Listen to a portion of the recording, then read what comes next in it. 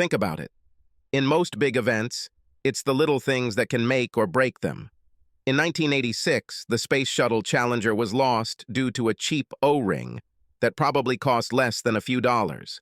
7 lives and hundreds of millions of dollars were lost because of this. Consider, it is often mentioned that a blood clot, sometimes so small that you need a microscope to see it, can kill someone. Blood flow to a critical part of the brain is blocked, and a life is lost due to a microscopic piece of sticky cells. Be aware that a small patch of ice on the road can cause your vehicle to spin out of control and crash. The wheel spins, you lose control on a sharp turn, and this can lead to death. This list goes on and on. Some little thing, often even unnoticed, can destroy a major undertaking. But think about it. Can we call marriage an important endeavor? I think so. I consider my marriage an important endeavor. I've been married for just over 8 years to a beautiful woman named April. We have 2 wonderful boys, Chris and Charles. Chris is my namesake. Charles was named after my father. We live in a nice house with enough space for a growing family. I didn't graduate from college, but I have a good job as a mechanic. My talents and skills have provided us with a good life. I work long hours, but for the money I get, it's worth it. I have always considered my marriage to be the high point of my life. I worked hard to feed my family. I considered this an important undertaking and took it seriously. The things that destroyed my marriage were small things. In my case, it was a small blood vessel in my brain that was too close to another vessel, and at some point, the vessel swelled and touched the other. The result was a migraine headache. I had one such moment on that fateful day. The symptoms were as usual.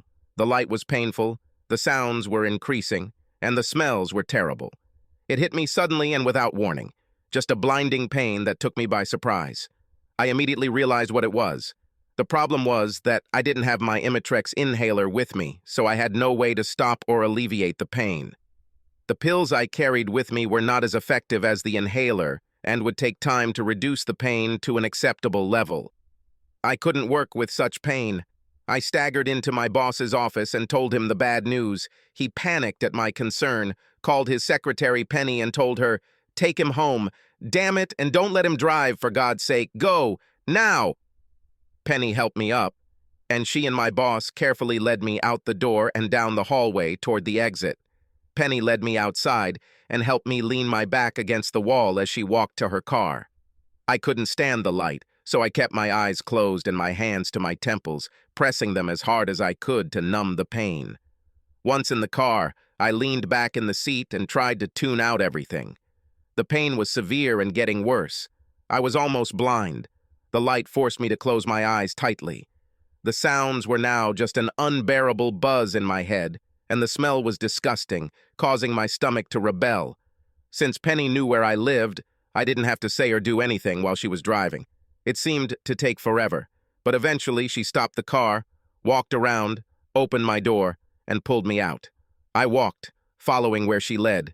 It was all I could do. Penny led me inside and helped me to the kitchen, where I told her to open the refrigerator and get out her inhaler. She found it, put it in my hand, and held it while I inserted it into my nose and pressed the plunger. I inhaled at the same time, taking the aerosol into my lungs, and from there, it quickly entered the bloodstream. I asked her to take me to the living room next to the kitchen and help me lie down on the sofa. I asked her to close all the blinds and turn off all the lights.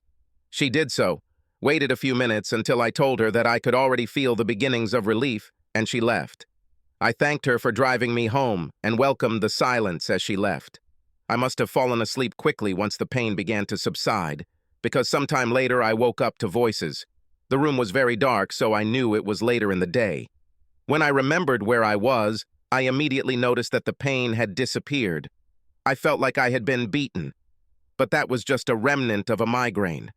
I sat up slowly and waited a couple of heartbeats to make sure the pain wasn't just lurking, waiting to get to me. She disappeared. God bless. I sat there in the dark, recognizing the voices of my wife April and her friend Robin from next door. I think they didn't know I was there since it was dark and the lights were still off. Maybe April just let me sleep in, suspecting that I might have come home early, But no, my car wasn't in the driveway. She probably didn't even know I was here. Maybe I would just surprise them both. I stood up, ready to tiptoe to the door and then jump out when I began to pay attention to their words. "Come on, April, how was it? Was it as good as before? Tell me the details, girl." It was fantastic. I felt like I was in heaven. This time, it was even better than before. I swear. God, it was almost mind-blowing. It was the best sex I've ever had. Even better than with Chris, better than with your husband. Hell yes. I love Chris to death, but he never made me feel that way. Never. Of course, I never allowed him to do such things to me. He would think I was a real slut if I did that. But then Carl must think you're a slut. Of course, but I'm his slut. And I like it. God, I can't wait for next time. Aren't you afraid that Chris will find out? What would he do? Have you thought about this? You're risking a lot, you know. Chris will never know. And even if he did, so what? He won't do anything about it. He's nice, and he would forgive me. He would never divorce me and risk losing his children. He loves these children and knows that I will take them away from him in a heartbeat. All I would need is a ruthless lawyer and he would be fired. That's not like you, April. I've never heard you talk about Chris like that. How can you say you love him when you say that? You're scaring me, girl. I think you're making a huge mistake. I really want to warn you. I love Chris. I really love him, but I don't want to end what I have with Carl either. I want both. I want the sex I get with Carl and the love I get with Chris. I need both, and I won't give it up. I've heard enough. My migraine went away, but the pain in my heart was much worse. The pain was so intense that my stomach clenched and my breath took away. I heard a ringing in my ears, and the blood began pounding in my head. I was afraid I was going to have a heart attack and held onto the door frame until I felt my body begin to return to some degree of normalcy. I still didn't let them know I was there, but as my control returned, the anger inside me increased until I felt like I was ready to explode. I straightened up, raised my head, and walked out into the light of the kitchen. There was a sudden silence when Robin saw me first. She looked up and paused, her eyes widening and her mouth opening in a shocked, "Oh!" Her hand flew to her mouth, and she quietly exhaled. "My God!" April turned to see what she was looking at and saw me standing there. Her face turned from satisfaction to surprise, to fear, and then to anger. And all this in the blink of an eye. She pushed back her chair and stood up, turning to face me. "How much have you heard? Why the hell were you hiding there and spying on me?" I just looked at her silently. My gaze moved to Robin, who immediately stood up and said, "I have to go. Pete and I will keep the boys if you don't come get them. I'll call you later." With these words, she almost ran out the side door. I watched her leave without saying a word. As soon as she left, I looked back at April, thinking that this was the woman I had loved unconditionally for the last 8 years of my life. 8 years that were the happiest of my life. I expected that we would be together for the rest of our lives, but now that expectation has been shattered. There will be no eternity for us. We won't grow old together. April killed it tonight. Where are the boys? Where were you doing while you were having fun with your lover? Did you care about them, or did you have too much fun having sex with another man and leaving them unattended? Now I am calm and cool. The pain was still there, a deep, cutting pain. It would take a long time for this pain to subside. April had a look of anger on her face that turned her beauty into an ugly mask. Maybe the mask was the real April. Maybe it was April, who I never saw, but who was inside all along. She whipped back. "The boys are with Carly." Robin and I went shopping and Pete looked after them. And I wasn't with anyone else, just Robin. By making this statement, she felt like she had scored a point. The expression of anger was replaced by an expression of satisfaction. Finally, she realized that I had been at home all this time and asked, "What are you doing at home? Where is your car and why were you sitting there in the dark? Have you been spying on me? Tried to catch me doing something?" I returned home early with a severe migraine. George asked Penny to take me home because I couldn't stand the light.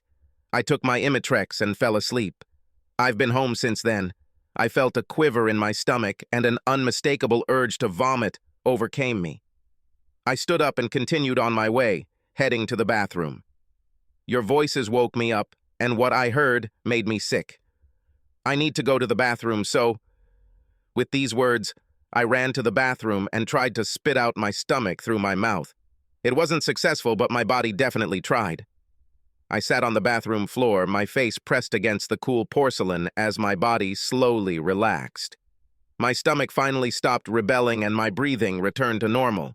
The sweat dried on my face as the urge to vomit dissipated. I sat there for a few more minutes before getting up, splashing some water on my face and rinsing my mouth. Once the shaking stopped and I felt a little more in control, I returned to the kitchen where April was sitting staring out the window. "I'm going to pick up the boys. I'll put them to bed tonight." I walked past her and out the door, heading next door to the Andersons. Pete and Robin Anderson were our neighbors and best friends. We spent many evenings at each other's houses, talking and sharing drinks.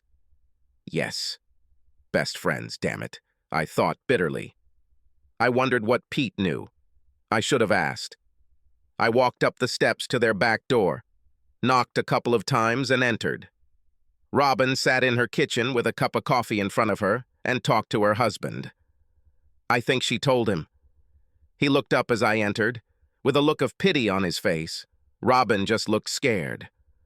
"I came to pick up the boys. Are they ready to go home?" I had already walked past Pete into the living room, where I assumed the boys were playing with Carly, their teenage daughter. I saw them working on a puzzle together while Carly watched them. She smiled at me as I entered the room and stood up. "Hello, Mr. Phillips. Have you come for them?" When I nodded, she said, "I'll get their jackets." I stood watching them, and a feeling of sadness overwhelmed me. Scenes like this were victims of infidelity, as I imagined. All the little everyday joys that existed in the family were forever changed, crushed by the incomprehensible selfishness of adults. In most cases, their lives will be destroyed beyond repair. This seemed to be one of those times. "Thank you, Carly. I'll be in the kitchen when they're ready." I walked back into the kitchen where Petey and Robin were still sitting. I looked at Robin and then at Petey. "Did you both know? Did you know she cheated on me, Pete? Was it encouraging to know that you knew when we were together? Did it give you any kind of painful thrill?" I was angry and my words were unnecessarily harsh, but I wanted to know. I wanted to know what my dear friends knew. I should have known. Pete looked at Robin, anger clear on his face, before answering me. "I didn't know anything, buddy. I swear to you, if I had known, I would have told you right away. I can't believe my wife knew and hid this from me. It was really low. Damn low. You don't deserve this. I won't apologize to my wife, but if you need me, I'm here." Pete glared at his wife with a look of anger on his face. I believed him. He would have told me if he knew. So that was Robin and April's secret. Then I must thank you, Robin.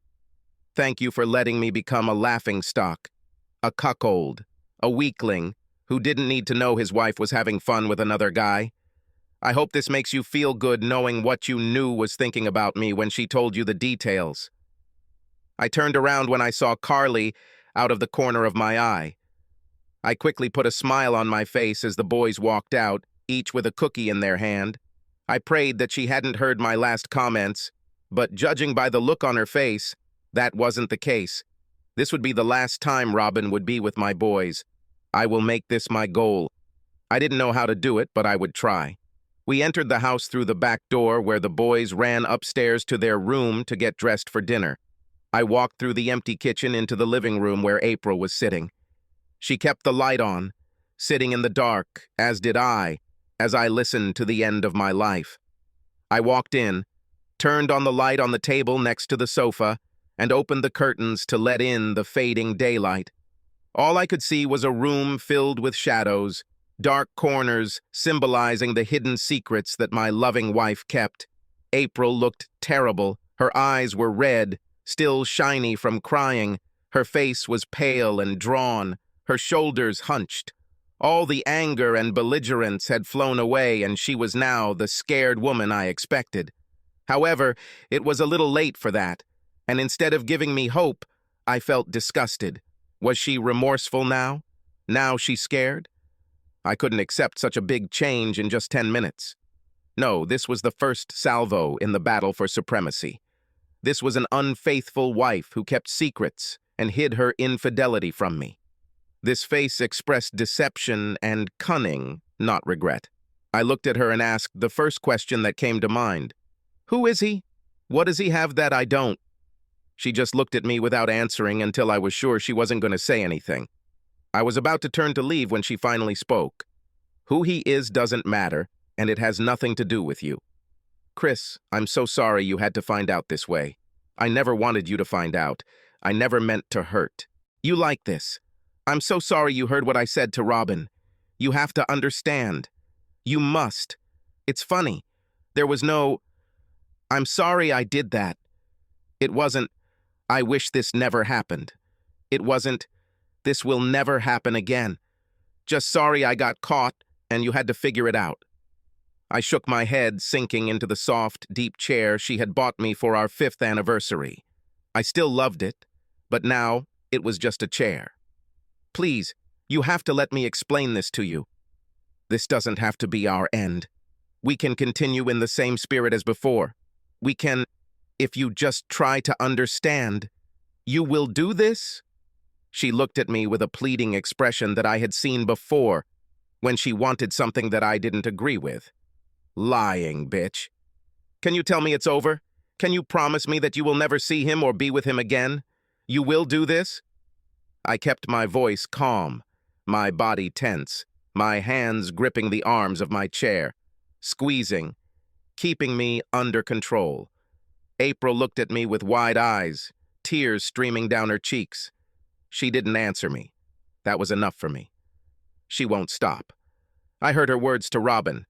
She wanted it both ways, and she wasn't going to let me stand in her way. She wasn't going to give up on him. She wanted me to agree. I think this is your answer. I'll put the boys to bed after dinner, and then we can discuss our options. Tomorrow, I will move my things out of the house. I think I'll stay with my brother at his house. I got up and left the room to go to the kitchen. It's funny how the kitchen becomes the place to go when things get really bad. I wonder why. A strange thought comes to mind when your world is falling apart. It's even weirder to realize that your world is falling apart.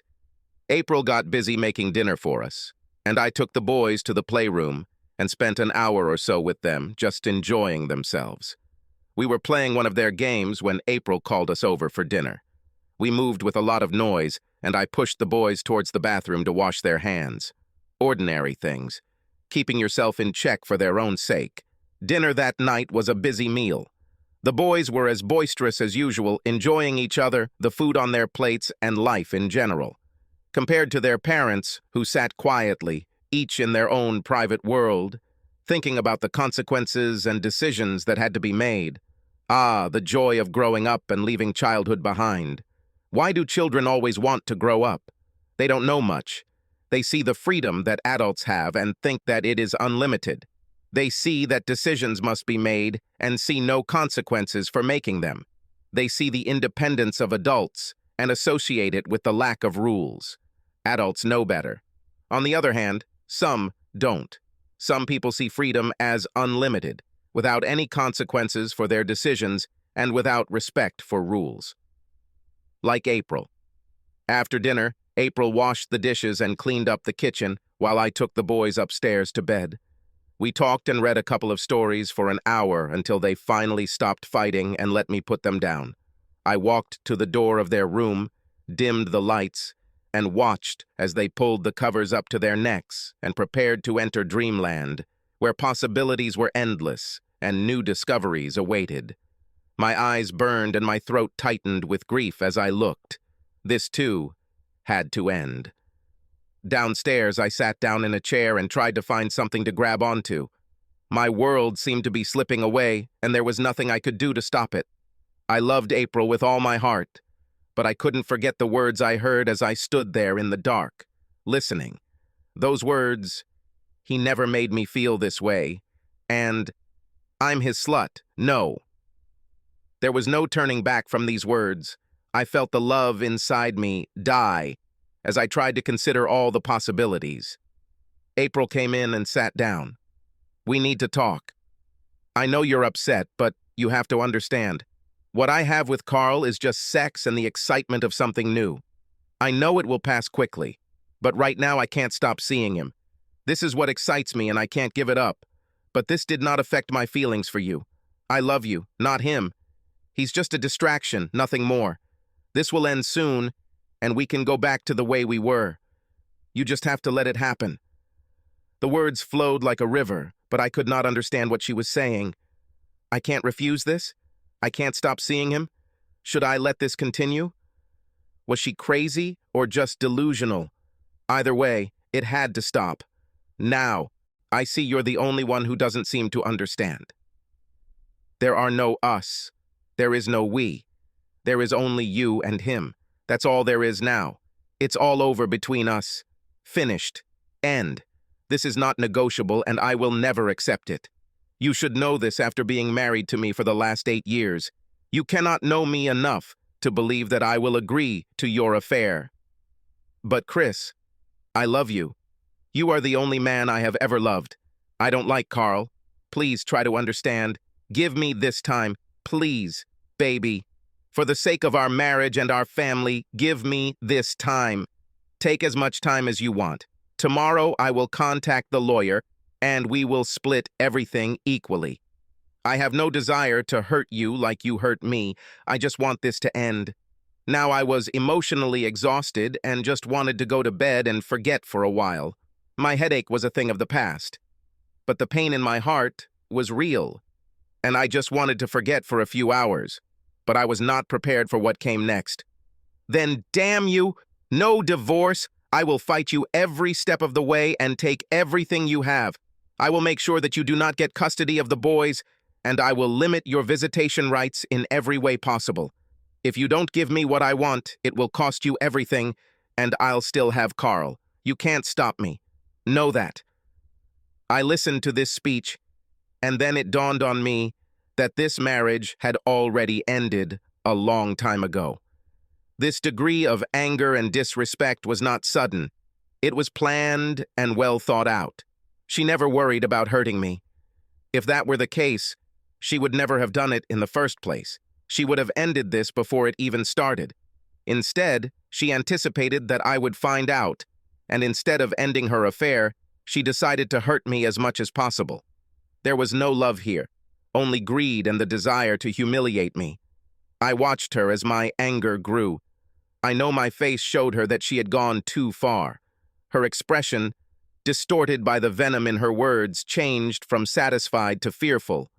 Then my words came out. I just want to tell you one thing, April. When you corner a rat, it attacks you. She will fight to the death when you try to deny her any chance of escape. You should have known that before you pushed me. But now you did it, and you will pay for it. Please, Chris, I don't want to do this, but I have no choice. I love you and will do everything in my power to keep you from leaving us. If you don't try to understand and accept this, I will fight you. You will have no choice but to give in and stay with me. I know you. You love me and the boys too much to leave. I know you, Chris. You will stay. Goodbye, April. Tell the boys I'll see them when I can. I'll just grab some things and then leave. I'll pick up the rest of my things later when we can agree on a time. I went upstairs and quickly packed a bag that would last me a day or so. Nothing special, just my things from the bathroom, a few pairs of underwear, jeans, and socks. Not much after 8 years of marriage. Now there are only bitter memories. But I had 2 wonderful sons, and that was all I cared about right now. I went downstairs and saw April sitting in the kitchen by the door. Apparently, she was going to try again. Chris, please don't do this. I beg you. No need. Tell me that you will break up with him. You will never see him again. Just tell me this, and maybe we'll have a chance. I can't. I just cannot. Please. I pushed her aside. I felt the urge to hit her as hard as I could, but I knew the anger inside would not be so easy to control, so I restrained myself. I'll come in the evenings after work so the boys won't notice anything right away. I opened the door and went out. The door slammed behind me as I threw my bag in the back seat and climbed into my truck. I reversed out of the garage and drove away. On the way, I took out my cell phone and called Clyde, my brother. He lived about 10 miles from here. He had been living alone since his wife ran away with his boyfriend 2 years ago, and Clyde had no idea where she was. He didn't care anymore, but he was too lazy to do anything about it. They never divorced, but Clyde didn't let that stop him. He was now a real drunk and used to drink with his friends almost every night. He and I talked about it, but Clyde didn't stop. I had to admit that he rarely got drunk. He was just high most of the time. I think he was burying memories. But that was just my opinion. He listened to me and told me to go to his house. He'll be back later. So I drove to his house, took the key from under the flower pot on the porch, and went inside. As always, everything looked perfect. Clyde was anything but a slob. In fact, he was compulsively neat. He's always been like this. It was comforting to see now. Everything was as it had always been. It was just my life that was ruined. I opened the refrigerator, found a few bottles of beer, and made myself comfortable, as he suggested. By the time he returned, I was pleasantly drunk. I went to the store for another beer and continued drinking. When he got home, I just told Clyde that April and I had a fight. To help me, he sat down and started drinking the rest of his beer, just to keep me from going too far. He told me that I was his brother and he would always be there for me. The next morning, I woke up with a bad hangover and a bad headache. It was my own fault that I drank like that. Even though I had a reason, it was no excuse. I staggered into the bathroom and stood in the shower, letting the cold water wash away the last of the alcohol in my blood. There's no point in staying drunk. I looked for Clyde and found a note saying he was at work and would report me. Not surprising, since we had to work that Saturday. Clyde and I worked at the same place for a company that rented heavy construction equipment to most of the major contractors. Customers came from all over the state to get their equipment, and we were two of the best mechanics. Our job was to keep the rigs running, no matter the problems. It was good money and long hours, but it paid what I expected to provide for my family. It was my job to provide. So I had to work. I knew I had to continue earning the money that April used to maintain that big house she was so proud of. I believed she saw it the same way I did. A home for us and safety for our family. I was proud of it, my way of providing, my way of honoring and cherishing my family. It wasn't like she told me last night. April thought about it differently. It was her safety, it was okay. But she also saw it as an advantage to keep me over her head in any divorce. She wanted the house and the money I made, but only to buy nice clothes for her lover, for trips to Victoria's Secret to buy lingerie for her lover. I increased the water supply to drown out these thoughts. Even though I was late, I needed to get out of here and go to work where I could think, plan, decide. Things I couldn't do now, things April had already thought about. From what she said last night, it was clear that she had planned this in advance, knowing that I would be shocked by her betrayal as soon as I found out. She knew I wouldn't think clearly then, so she planned everything in advance. Amaze me with your divorce strategy, taking everything from me, do so as to hurt children.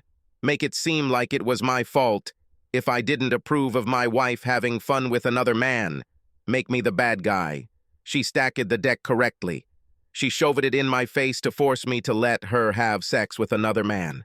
She considered herself smart. She had something good, and she wasn't about to lose it because of her jealous husband. I got dressed and grabbed a box of large trash bags. I knew she would leave this morning, take the boys to her mother. I drove up to the house and went inside. I took everything out of my closet and drawers and threw it into trash bags. I took out all the things I might need from the bathroom, put them in a small bag and carried it and the bags to my truck. I threw everything in the back seat and returned to the house. I wasn't going to leave right now. I will return home after work and spend some time with the children. I had a lot to think about and a lot to decide. One thing was certain. My marriage was over, and I would never touch April again. Never again will she be my wife, my lover, or my confidant. Now she was someone else's lover, not mine. When I thought about it, I couldn't stop the tears from welling up, and I sat down on the floor of what used to be our bedroom and cried. Loss is hard. At work, I threw myself into my work and worked even during my lunch break. I was happy to bury all thoughts of home, wife, and children under the pressure of fuel injectors, timing chains, and fuel pumps. I dealt with broken drive trains and hydraulic lifters, anything that challenged me. I've worked the toughest jobs, without complaint.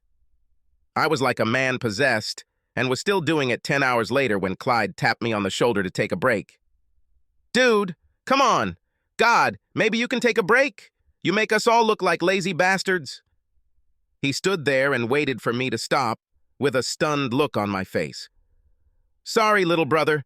Just working on burying myself in it. I just want to forget. Sorry." I must have looked like I was about to burst into tears when Clyde took me by the elbow and led me off the landing and into the seating area. Clyde and I have been close since our father and mother died in a car accident 10 years ago. Clyde was the best man at my wedding 8 years ago. Clyde was the godfather of my boys, Chris Jr. and Charlie. I sat down and stared at the table, while Clyde brought us both a cup of hot coffee. The coffee was tasteless, but hot.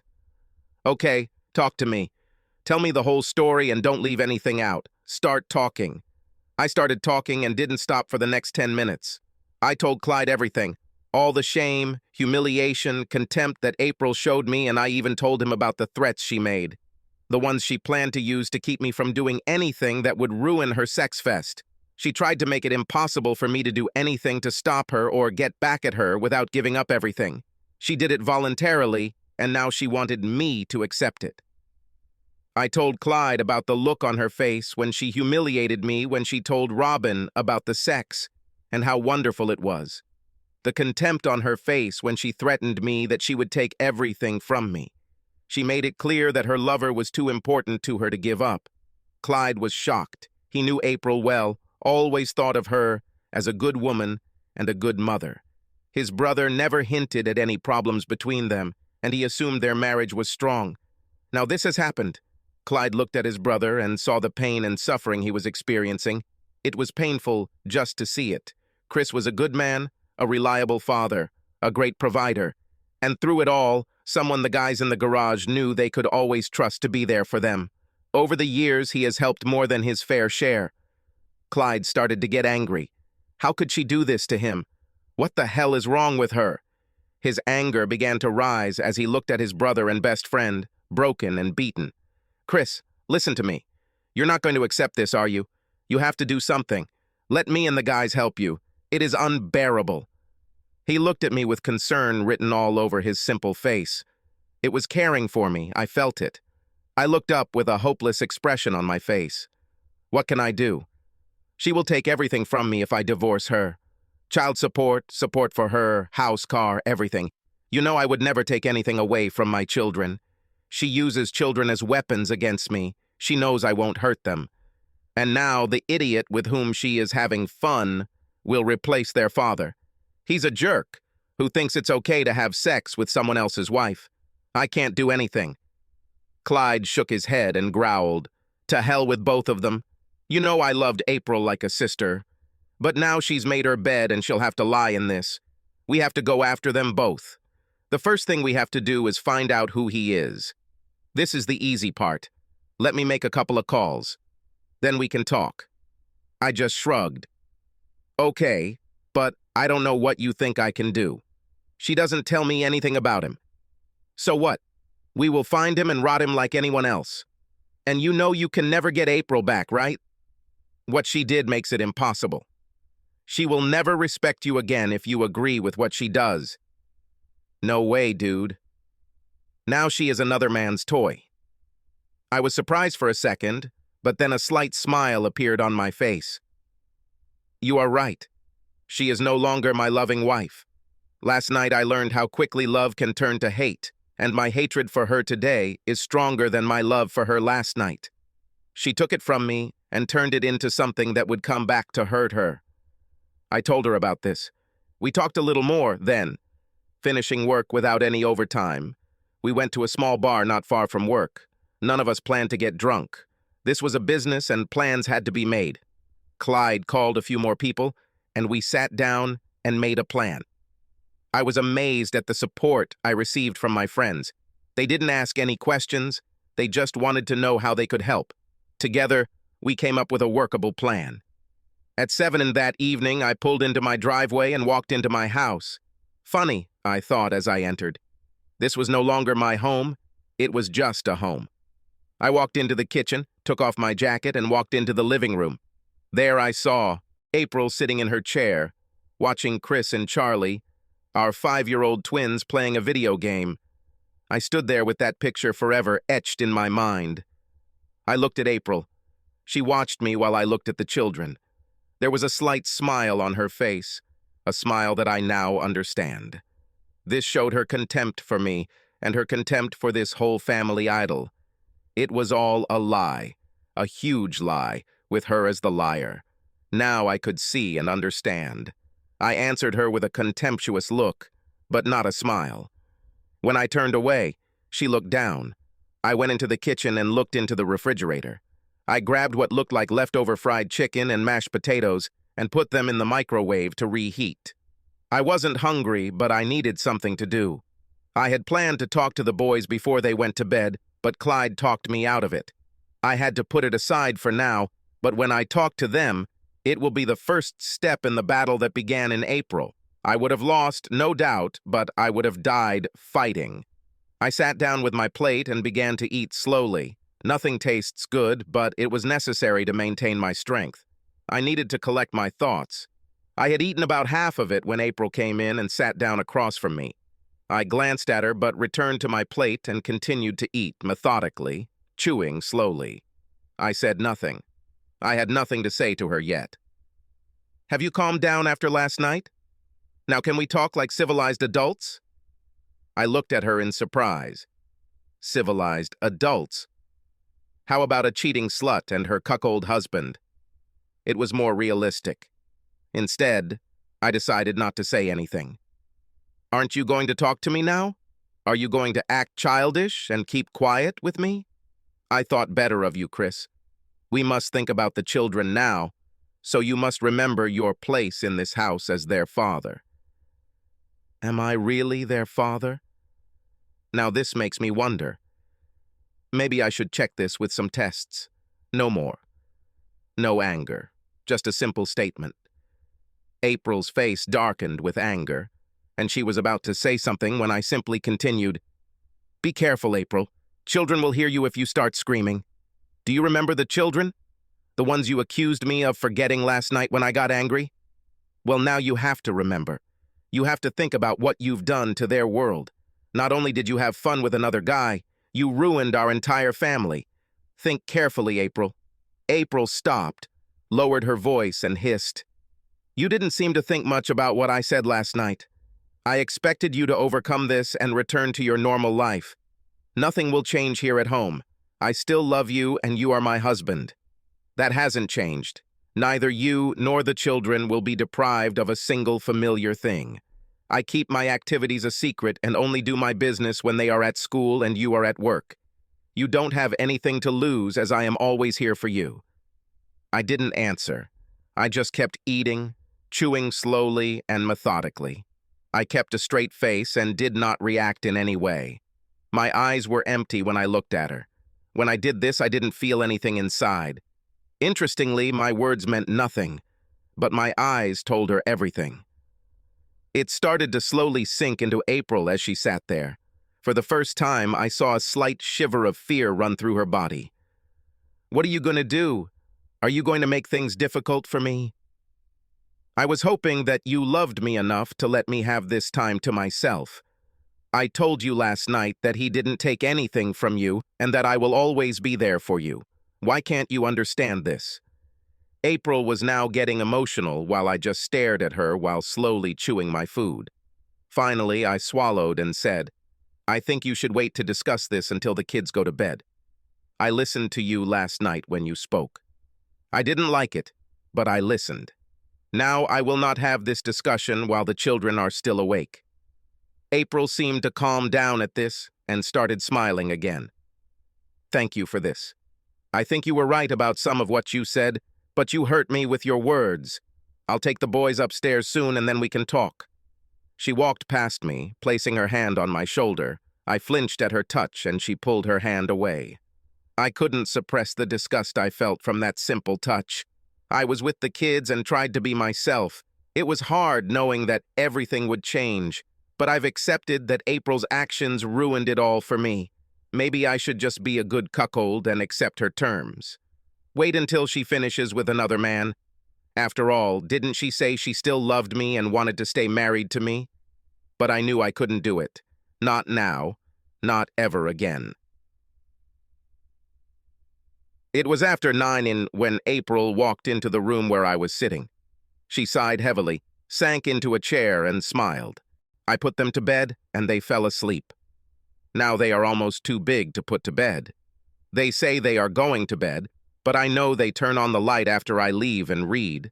They are good boys. I looked at her and nodded my head in agreement. They are good children. It's a shame that it will be so hard for them, but I don't know how to relieve them of the pain they have to go through. What do you mean? I thought you realized that there is no need to change anything. Just give me what I want, and then we can go back to being the same family we were. Just be patient. I told you it would all be over soon. You won't lose anything. I love you so much and want to remain your wife. It's just something I have to do. Nothing more. I looked at this woman who had been my wife for the past 8 years. I married her because I couldn't imagine my life without her. We had 2 wonderful children and a good marriage until last night. Now everything had changed, and she couldn't understand why I felt it was necessary. Well, I wasn't going to go into detail tonight, but I needed to be clear. April, I listened to you last night. You said what you wanted. You said that you love me and want to be my wife. You say he doesn't take anything from me. You don't tell me who he is because you say it's none of my business. And you told me what would happen if I tried to divorce you. You made it very clear that you will take everything from me without any remorse, as you said. You threatened to take everything from me, including my boys. You made this very clear. April listened, but she had a look of anger on her face. She was not happy with my presentation of her words, whatever they were. It sounded different coming from me, but she saw the truth in what I said. I see that you don't see it the way I do, Chris. I told you that this had nothing to do with our marriage, but you didn't listen. Why can't you believe me when I say I still love you and want our marriage to continue? What I heard from you last night, April, was contempt. Contempt for me and our marriage. When I got angry, you responded with threats. Threats that you had thought through before you spoke to me. Contempt for me, for everything I have done for us over the years. You humiliate me, denigrate me, threaten me, and accuse me of misunderstanding. You knew perfectly well that I would react exactly the way I did. Why do you think you have already decided what to do with me? Why did you think that you had ready answers to all questions? Now I was starting to get angry. Until now I had been calm and in control, but it was gradually slipping away. April's angry face made me furious. I concluded, "One thing you forgot last night, April, when you threatened and backed me into a corner that you didn't think I could find a way out of. I told you then, and I will remind you now, even a rat will fight a cat when it is backed into a corner and has nothing to lose." With these words, I stood up and walked away. As I approached the kitchen door where April was sitting, I stopped. I'm going to stop somewhere else for the night for a while. I'll come home after work so the kids won't notice anything right away. What do you mean you're staying somewhere else? Why don't you stay here? We can't solve this problem if you leave. Chris, do not do that. I really love you and don't want to lose you. I don't know what I will do if you leave me. Please, Chris, let's try to sort this out. There must be some way to make this work. I'm sorry, April. The only thing I know now is that I don't love you anymore. You succeeded in your infidelity and killed all my love for you last night. This is the only thing I know for sure. I don't know what I'm going to do yet, but I know for sure there's no turning back now. Chris, what about your vows to love and cherish me? Have you forgotten them? I also remember your vows to me. You swore on our wedding day to give up everyone else, but you didn't. You promised to love only me, but you gave another man what we shared. I cared for you, loved you, kept our marriage vows, and gave you everything I had. It wasn't enough. You gave what was mine to someone else. You gave it away and destroyed my love in the process. So, yes, I can move on from this. You destroyed my love for you to pieces. I can leave, and I will leave. I got out and went to Clyde's house. He agreed to let me stay there as long as I wanted. I needed some time to finish what we started. Soon it will all be over and I will start my new life. Over the next few days, I worked and spent time in the evenings with my children, but I didn't say anything else to April.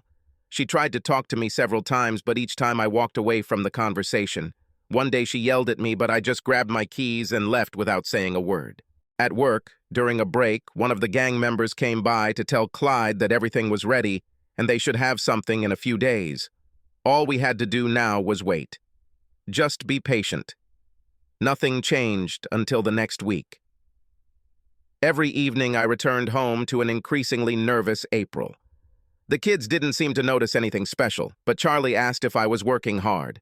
When I asked him what he meant, he said he only saw his dad for a short time in the evenings. I assured him that we would figure something out this weekend. Charlie seemed to accept this, and the minor crisis was over. April kept asking me questions, but now I just ignored her and left as soon as she took the kids upstairs to put them to bed. When she came down, I was no longer there. It was the end of the week when Clyde walked into the break room and sat down. He handed me a folder. I looked questioningly at Clyde, but he just shook his head. I opened the folder and read the short report. It was 2 sheets of paper with one name at the top of each page, Carl Cummings. That was his name, and he was a junior attorney in the law office of Lincoln, Rice & Holmes. He was 24, almost 10 years younger than me, and single. His wife divorced him over 2 years ago, and he must have had money. He lived in a condominium, and April had been there twice this week. She came during the day and stayed for an hour or longer each time. So now I had a name and address. Now I knew who this man was, and I knew something about him. What I didn't know was that April saw something in him that she didn't see in me. What did he have that was worth giving up marriage for? But now it wasn't my problem. This would have been the case if she had come to me earlier and told me about this matter, but not as a fact that I had to accept without question. Okay, so what now? What do I need to do to set this in motion? I looked at Clyde for advice.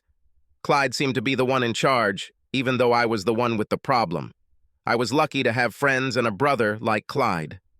It seemed like being a good guy and working hard at my job was enough for my true friends, and now I needed them more than ever. Everything is already in motion. The first lesson is due this evening. I'll call you at home when everything is ready. Just make sure you have your cell phone with you. As soon as I call, you can let her know and end this crap. Fine.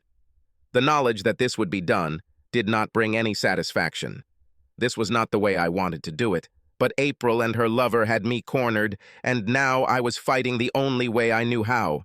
I wasn't a lawyer or a doctor or anyone rich enough to come up with a complicated plan. I was a mechanic, someone who worked hard with his hands, someone who did the best he could for his family the only way he knew how.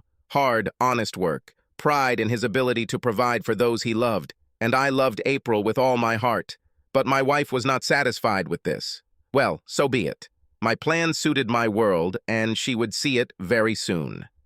I went home as usual and sat with my family at dinner as if nothing had happened. April chatted with the kids, and I answered when they asked me questions and actually initiated some discussions. I was nervous, but I didn't show it. After dinner, I spent time with the kids, actually playing some video games with them and helping them with their homework. Typical husband and father. April finished washing the dishes and came in to look. Tonight she seemed more relaxed as I looked more like my old self. She was starting to think that everything would be fine.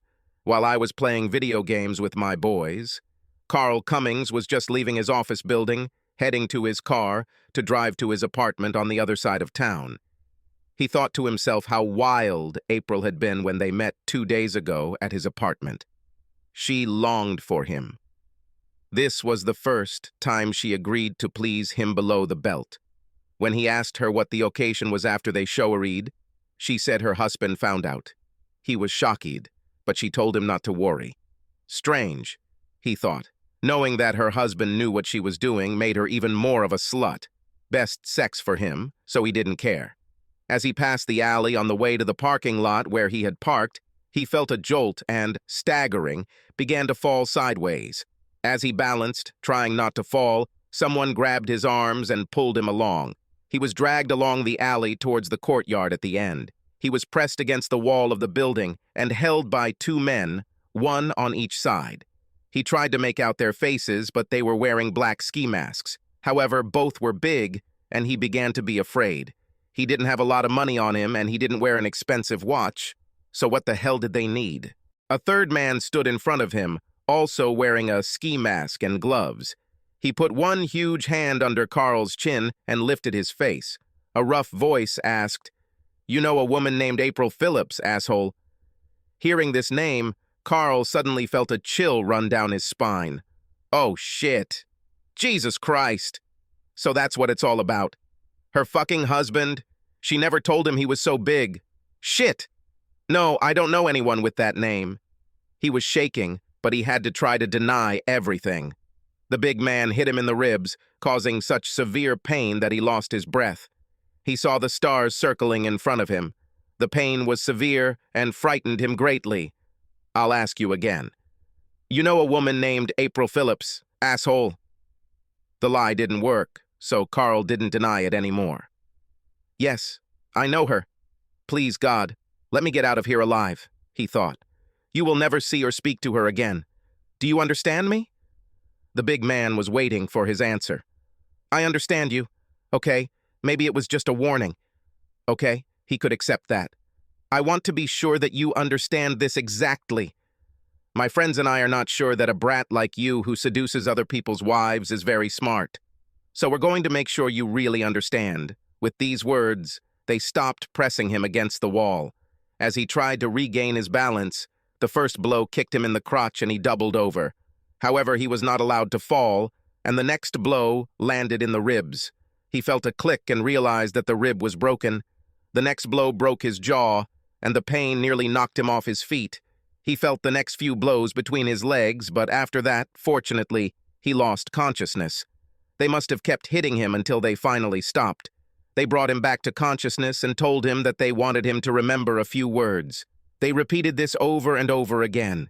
He didn't remember anything else until he woke up in the emergency room at Memorial Hospital. His injuries were not life-threatening, but he was admitted to the general care unit at the hospital. He was heavily pumped up on painkillers and in severe pain. He said a little prayer for being alive. They told him that she would probably call him and told him exactly what he should have told her. He clearly remembered the words he had to say to her. I'm so sorry, Mrs. Phillips. It was my mistake, and I regret it. I will never see or speak to you again. I will have no contact with you or your children. I'm sorry I ever met you. Goodbye. Carl leaned back on the bed and waited for her call. He repeated these words over and over in his head so as not to make a mistake.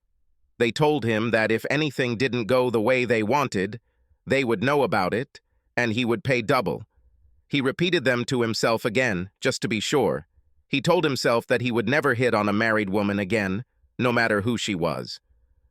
My cell phone rang just after 8 p.m. while I was playing with the twins, and I excused myself to take it in the other room. I accepted the call when I saw Clyde's caller ID on the display. I listened to a simple message. It's done. Lesson 1 completed. He was admitted to the hospital. Then the phone went off. I put the phone away and returned to the living room with a smile on my face. April noticed this but didn't say anything.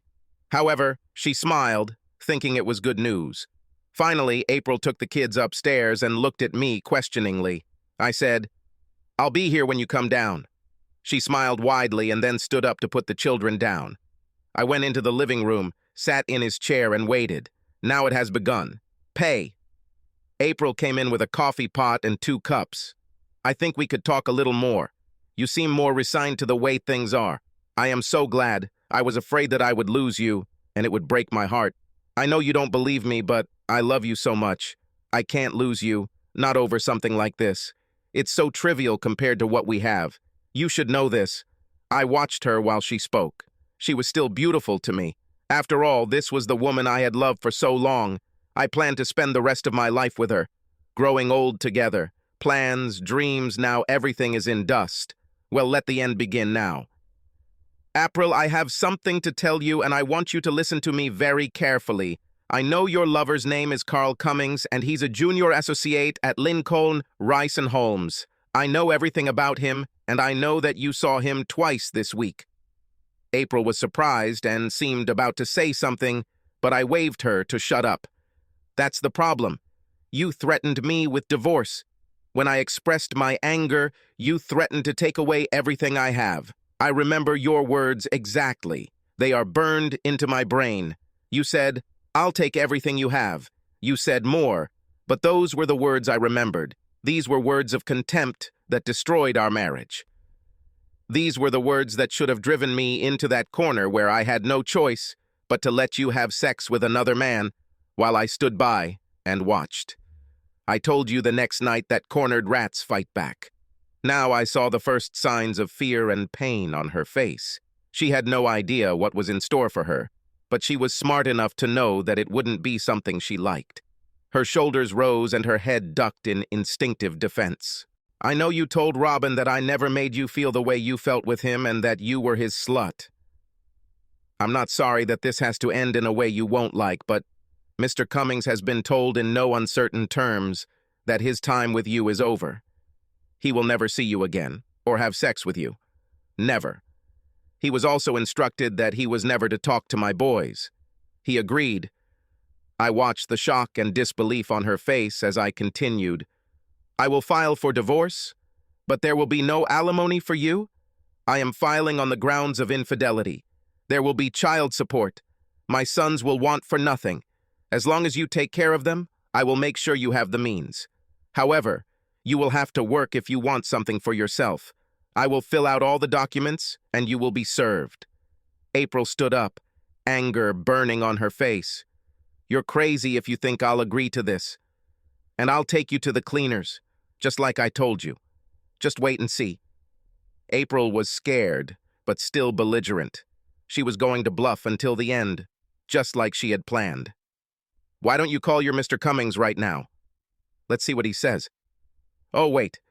I think you might have to call the hospital. That call I received earlier told me he was in the emergency room at Memorial. I assume it has already been accepted by now. Just call him on his cell phone to find out. You can use mine. I already have his number.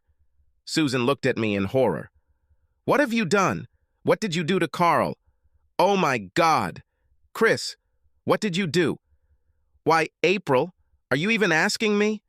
I've been here at home with you all evening, and I was at work earlier, so I couldn't do anything to anyone. Why do you think I did something? Why on earth would I do anything to your lover? You made it clear to me that I should stay away from this. This doesn't concern me. I had an expression on my face that was sure to frighten April. She's never seen me like this. I was a calm, meek person who never hurt anyone. I could never even physically discipline the children and leave it to her. Now she saw me differently. My face was cold and hard, and my eyes were dead. April came into the next room and I heard her talking on the phone. She must have been shocked because she came back with tears in her eyes. She fell into a chair and stared into space. I sat down calmly and took the newspaper. I knew what she heard on the phone. Her lover was in the process of leaving her. It was either this or suffer a beating every time he saw her.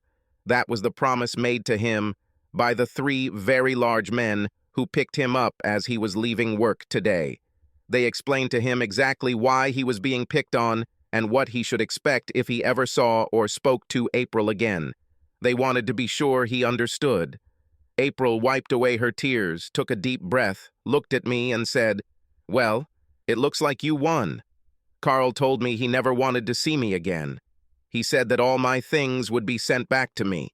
He never wants to talk to me again. Well then, I guess you have nothing to worry about. I have a lawyer, so he will sort everything out. Everything must end very quickly." I put the newspaper down and got up to leave. I'll talk to the boys this weekend and let them know why we're getting a divorce. Maybe they're old enough to understand. If not, they will grow up and remember. As I was leaving, I looked back and saw April sobbing. If I remember your words correctly, April, you said that your romance is something that will pass quickly and then everything can return to normal. I laughed, a bitter, evil laugh. You're still young and beautiful, April. Maybe you can find someone who will put up with your sick fantasies. Someone who wants an open marriage. Someone who will let you have fun with as many men as you want. I couldn't be like that, but that was just me. Good luck. Children don't understand this, but we understand. Adults have to live with the consequences of their actions. The consequences suck. Subscribe to our channel so that your second chaff doesn't cheat on you, and go ahead and listen to the next story, because this story is nothing compared to the next one. If you're under 18, don't even think about listening to the next one.